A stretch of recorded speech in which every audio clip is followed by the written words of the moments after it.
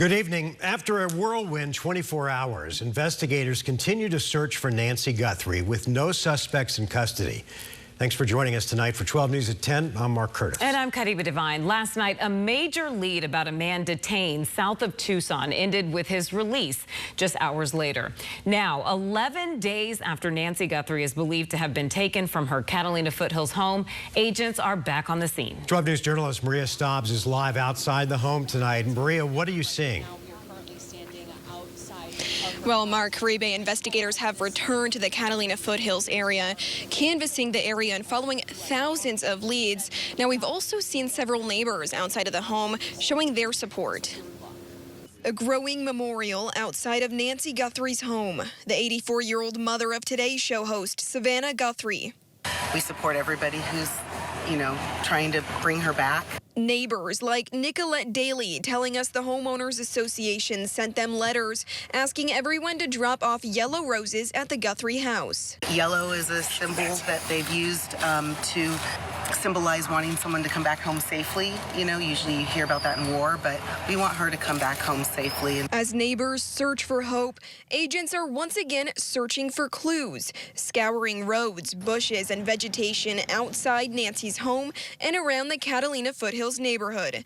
The Pima County Sheriff's Department says they've received nearly 18,000 calls since Nancy Guthrie disappeared on February 1st. More than 4,000 of those came in within 24 hours after the FBI released these recovered images of a possible suspect. Seeing that monster come onto the porch is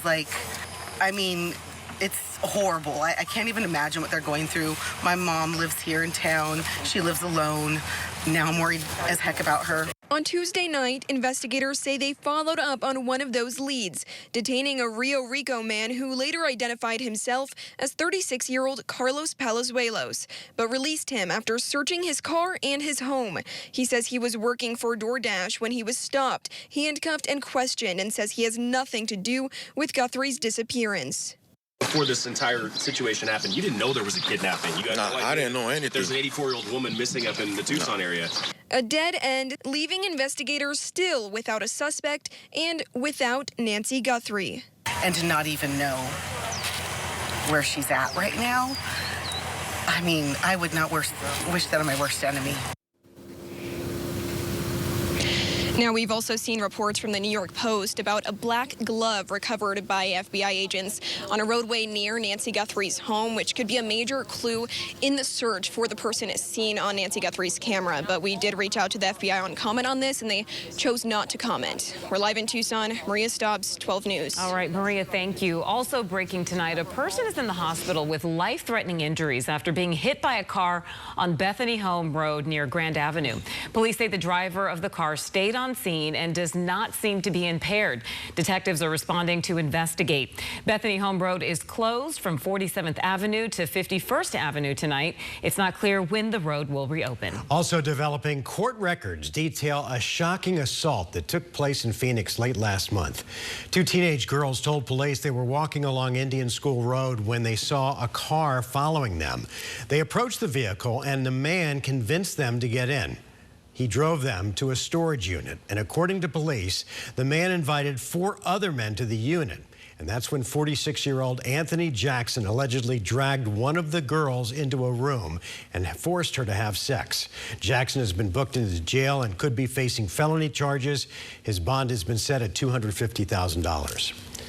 New at 10, it was a murder that had no witnesses or suspects. But now, nearly 2 years later, police have made an arrest. 38-year-old Mark Anthony Montano was found dead outside of a West Phoenix apartment complex back in 2024. Since then, his family has searched for answers.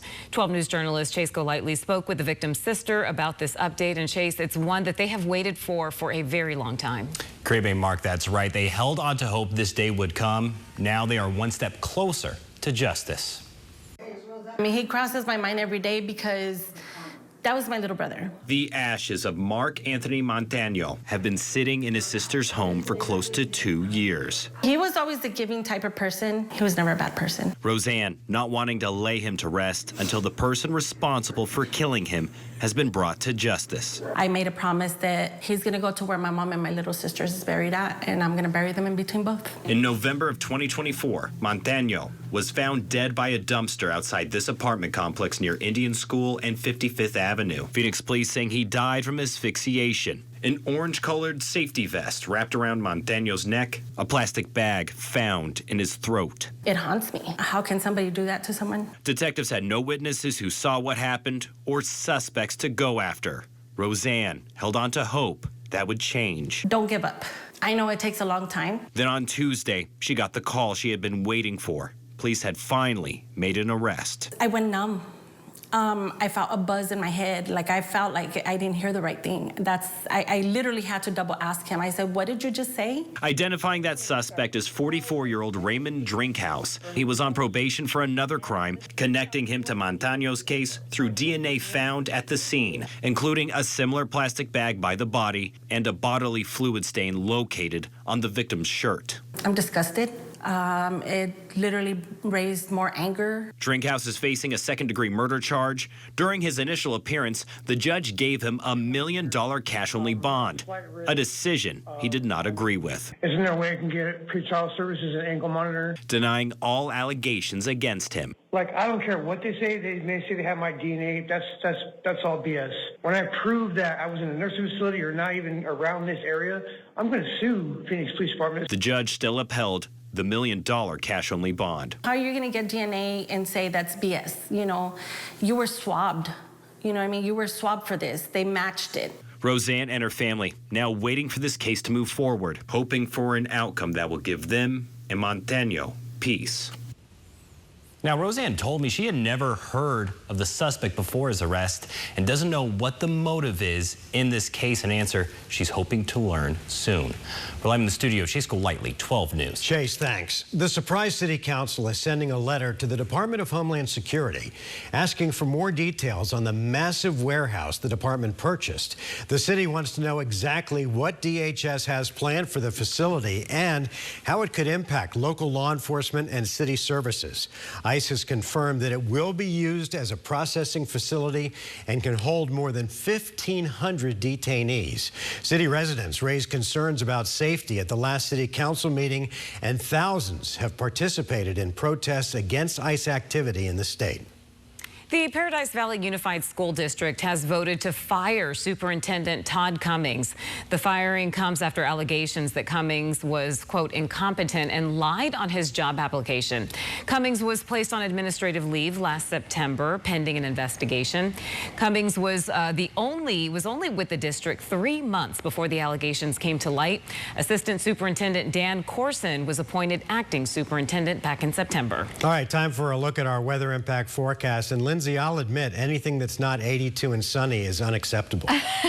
Well, then we're in trouble because tomorrow is going to be 79, still above average. Beautiful day out there today. We topped out at 80 degrees, which is 10 degrees above average. You can still see some cloud cover over the state. We've had a few showers up in northwestern Arizona. It's not amounting to much. We have a very dry air mass in place, but we are going to have some rising rain chances over the next week. And our first one in the valley will be on Friday, even though we'll see a lot more dry time than wet. Can't rule out a couple light showers during the afternoon. Then we'll be dry this weekend, but our best chance for a more soaking rain will be late Monday night into Tuesday, and that we go up to about a 50% chance for. So here's the timeline. Tomorrow is completely dry, and at times, just like today, it will be mostly cloudy, still very warm. The cold air, or the cooler air, I should say, hasn't moved in just yet. But here's a look at Friday, hour by hour. And by 8 o'clock in the morning already, north of I-40, we have some showers. That snow level is going to be at about 8,000 feet, so very high. Couple light showers over the lower deserts. You can see this is what it looks like during the afternoon, so we can't rule out a passing brief shower in the Phoenix area. But right now, it's looking like the best chance will be next week. And I'll have more on that in my full forecast. Mark? All right, Lindsay, thanks.